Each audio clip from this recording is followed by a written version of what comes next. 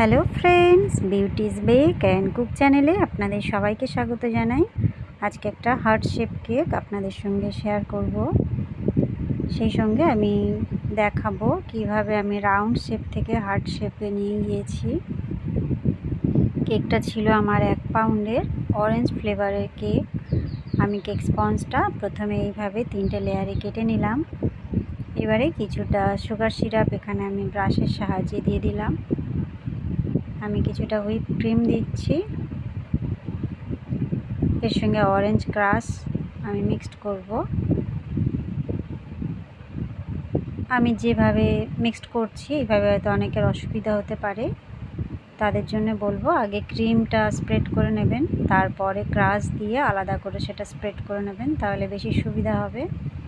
আর নচেত অন্য কোনো পাত্রে ক্রিম আর ক্রাশ মিক্সড করে নিয়ে কেকের উপরে অ্যাপ্লাই করতে পারেন। আমি এখানে সেকেন্ড লেয়ারটা দিয়ে দিলাম। একইভাবে কেক স্পঞ্জটা একটু ভিজিয়ে নিচ্ছি। খেয়াল রাখবেন কেক স্পঞ্জ যদি ময়েস্ট থাকে তাহলে বেশি জল বা সুগার সিরাপ ইউজ করবেন না, সেটা কেক স্পঞ্জ দেখে বুঝতে হবে কতটা কি প্রয়োজন আছে। আমি একই পদ্ধতিতে এখানে ক্রিম দিলাম আর ক্রাশ দিয়ে সেটা সমানভাবে মিক্সড করে নিচ্ছি।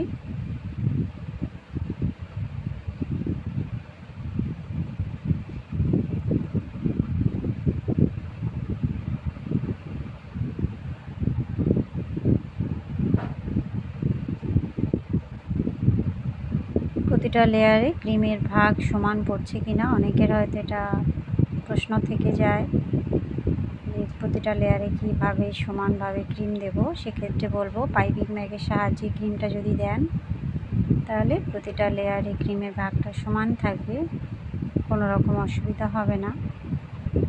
আমি এখানে প্রথমে ক্রাম কোট করে নিচ্ছি।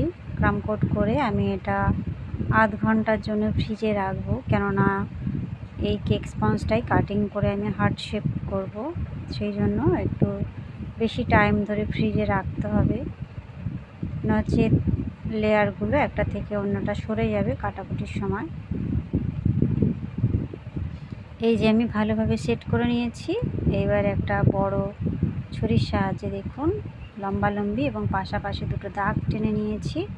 এইবারে একটা সাইডের কর্নার ধরে কেটে নিচ্ছি, আবার আর একদিকে একইভাবে কর্নার ধরে কেটে নিচ্ছি। একটা ট্রায়াঙ্গেল শেপ চলে এসেছে দেখুন। এবার এই কাটিং পার্ট দুটো আমি সামনের দিকে লাগাবো, তবে তার আগে আমি বোর্ডটা একটু ঠিক করে নিচ্ছি, কেননা এটা ছোট বেসের উপর আমি এটা করেছি, এই জন্য কেক স্পঞ্জটা একটু আমি ঠিক জায়গায় সরিয়ে নিয়ে তারপরে বাকি কাজটা করব।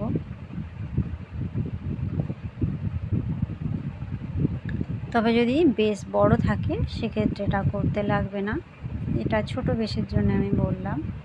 এবার দেখুন আমি সামনের অংশে কাটিং পিসটা লাগিয়ে দিচ্ছি। এইভাবে দুদিকে দুটো পিস লাগিয়ে দেবো, একটু চেপে চেপে লাগাতে হবে, নচেত সেট হবে না।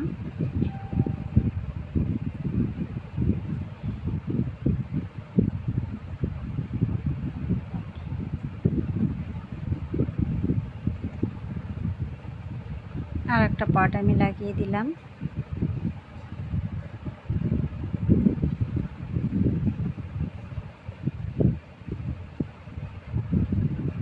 ভালোভাবে এটাকে চেপে চেপে লাগিয়ে নিলাম। এইবারে যে অংশ দুটো জুড়েছি তার সামনে থেকে ভি শেপ করে আমি কেটে এই অংশটা বাদ দিয়ে দেব, তবেই প্রপার শেপে আসবে। আর যেখানে মনে হবে যে একটু থেকে গেছে আর একটু কাটলে ভালো লাগবে সেগুলো একটু কেটে সরিয়ে ফেলবেন, তবেই হার্ট শেপের মতো চলে আসবে। এবারে আমি একটু ক্রাম কোট করে নিচ্ছি, তারপরের উপর ফাইনাল লেয়ারটা দেব।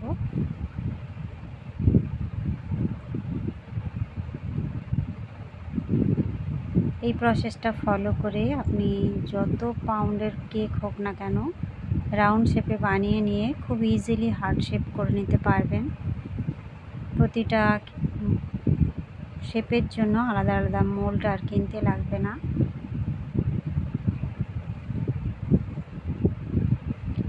আমি এবারে এর উপরে ফাইনাল আইসিংটা করছি। আমি ক্রিমের সঙ্গে এখানে রেড কালার মিক্সড করেছি, তবে আমি বেশি কালার এখানে দিইনি। কেকটা রেড কালারেই চেয়েছিলেন কাস্টমার। আমি তার সঙ্গে আলাদাভাবে কথা বলেছিলাম যে বেশি রেড হলে ক্রিমের টেস্ট অনেক সময় খারাপ হতে পারে। আবার এই গরমে কাজ করতে গেলে যখনই আমরা বেশি কালার ইউজ করব তখন ক্রিম অনেকটা নরম হয়ে যায়, সেটাও একটা সমস্যা হতে পারে। আমি সব রকম কথা বলেই এই কালারটা দিয়েছি, খুব বেশি রেড আমি করিনি। আমি স্প্রে কালারও করতে পারতাম, কিন্তু তাও সেটা আমি করিনি, কেননা বেশি কালার খাওয়াটা ঠিক নয় আমি মনে করি।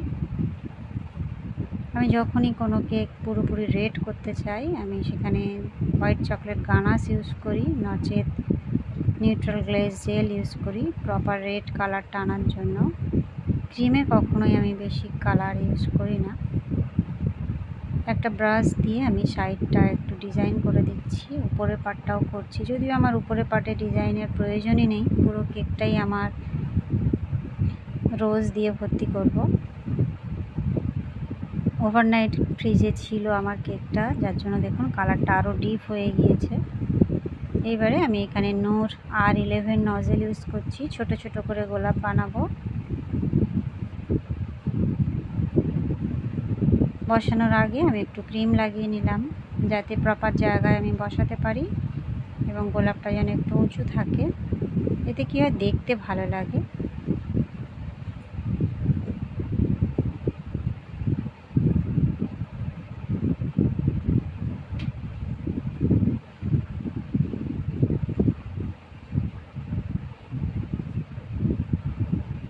আমি পুরো কেকটাই গোলাপ দিয়ে ভর্তি করব, যার কারণে আমি জাস্ট 3টে গোলাপই দেখাচ্ছি আমি কিভাবে বানাচ্ছি। যে জায়গাটা শেষ করছি ঠিক তার আগে থেকে শুরু করছি।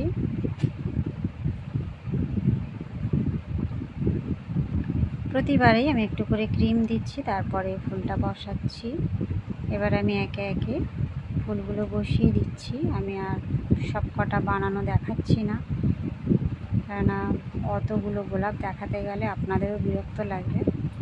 জাস্ট যেটুকুনি দেখানোর প্রয়োজন মনে হয়েছে আমি দেখিয়ে দিলাম। দেখুন পুরোটা হয়ে গিয়েছে। আমি এবারে পাতা বানাচ্ছি।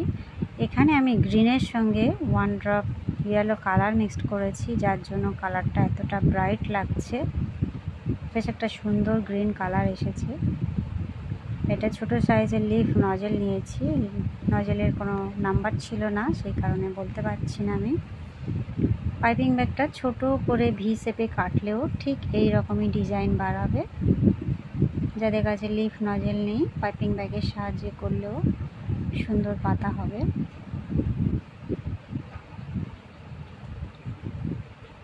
আমি নামটা এই বেসের উপরেই লিখে নিচ্ছি। এটা সাদা ক্রিম দিয়ে করছি।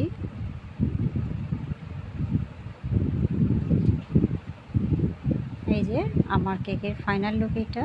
বন্ধুরা কেমন লাগছে? ভালো লাগলে বা একটু হেল্পফুল মনে হলে অবশ্যই একটা লাইক করবেন, চ্যানেলটা সাবস্ক্রাইব করে রাখবেন। আমার চ্যানেলে হার্ট শেপের বিভিন্ন ধরনের ডিজাইন রয়েছে, সেগুলো দেখতে পারেন, অনেক কিছু আইডিয়া নিতে পারেন, অনেক কিছু টিপস অ্যান্ড ট্রিক্স আমি সবসময় শেয়ার করি, সেগুলো দেখতে পারেন। দেখা হবে নেক্সট ভিডিওয়। Bye bye.